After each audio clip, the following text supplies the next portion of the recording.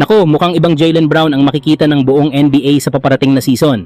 Naniniwala ang dating NBA champion na si Rajon Rondo na dapat maging handa ang liga dahil marami raw dahilan para magalit at mas ganadong patunayan ni Jaylen Brown ang kanyang sarili. Matapos mawala si Jason Tatum dahil sa injury at umalis ang ilang mahahalagang veterano ng Boston Celtics, napunta kay Brown ang pinakamalaking responsibilidad ng kanyang career at hindi naman siya nabigo. Nagkaroon si Brown ng mga pinakamagandang numero sa kanyang career at pinangunahan ng Celtics sa magandang pagtatapos sa regular season kung saan nagtapos sila bilang pangalawang pinakamahusay na koponan sa Eastern Conference. Pero sa kabila nito, bigla ring natapos ang kanilang season matapos silang matanggal sa unang round ng playoffs. At mas masakit pa rito, ngayong offseason ay ipinagpalit ng Boston si Jaylen Brown papunta sa Philadelphia 76ers. Kaya ngayon may bagong koponan, bagong hamon at higit sa lahat may isang malaking bagay na gustong patunayan si Brown. Pero sa Philadelphia, hindi na niya kailangang akuin ang lahat ng responsibilidad. Makakasama niya sina LeBron James, Joel Embiid at Tyrese Maxey, isang napakalakas na grupo na kayang magbigay sa kanya ng mas maraming pagkakataon para maging agresibo at ipakita ang tunay niyang kakayahan.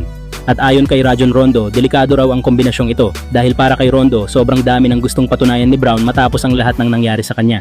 Marami siyang kailangang patunayan. Seryoso ako, magiging nakakatakot ito para sa buong liga, ayon kay Rondo. Isipin mo, NBA champion na si Jaylen Brown, 5 beses nang naging All-Star, at ngayon ay papasok sa bagong koponan na kasama ang isang alamat na si LeBron James, isang dominanteng Joel Embiid, at isang batang superstar na si Tyrese Maxey. Kaya hindi lang basta pagbabago ng koponan ang nangyari kay Brown. Maaari itong maging bagong simula para sa kanya at pagkakataon para ipakita sa Boston kung gaano kalaking pagkakamali ang ginawa nila sa pagpapaalis sa kanya. Kapag galit, determinado at gutom sa tagumpay si Jaylen Brown, baka ibang klase talaga ang makita natin sa susunod na season. At kung magiging ganito nga siya kasama sina LeBron, Embiid at Maxey, baka hindi lang Philadelphia ang dapat matakot kundi ang buong NBA. Kayo mga idol, sa tingin nyo ba magiging mas delikado si Jaylen Brown sa Philadelphia? Samantala, muntik na palang magkaroon ng isang napakalakas na backcourt ang Golden State Warriors noong 2020 matapos ibunyag ni Tyrese Haliburton ang nangyari sa kanyang pre-draft workout kasama ang Warriors. Ayon kay Haliburton, iyon daw ang pinakamaganda niyang workout sa buong buhay niya. Sobrang ganda raw ng kanyang performance na mismong si Steve Kerr ay pumasok sa workout at hiniling na makita kung kaya niyang gawin ang shooting habang tumatakbo sa buong court. At hindi pa rin siya pumalya. Dahil dito, inakala ni Haliburton na siguradong siya ang pipiliin ng Warriors sa number 2 overall pick. Sa interview pa raw sa kanya, sinabi ng Warriors na alam nilang bagay na bagay siya sa kanilang sistema pero hindi nila sigurado kung kaya nilang piliin siya sa pangalawang pick. At para kay Haliburton, perfect sana ang magiging kombinasyon nila ni Steph Curry. Alam niyang gustong-gusto ni Curry ang paglalaro ng walang bola kaya naniniwala siyang siya ang maaaring magdala ng bola, gumawa ng plays at hanapan ng open shots si Steph. Sabi ko, pwede itong maging sobrang lakas, kwento ni Haliburton. Pero iba ang naging desisyon ng Golden State.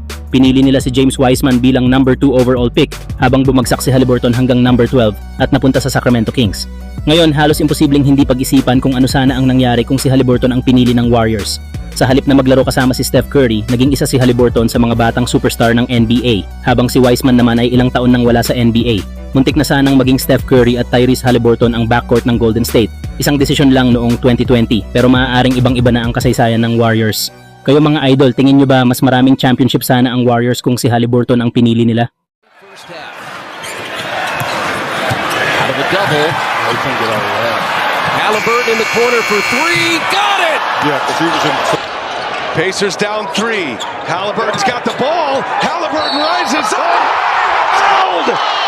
You have got to be kidding me.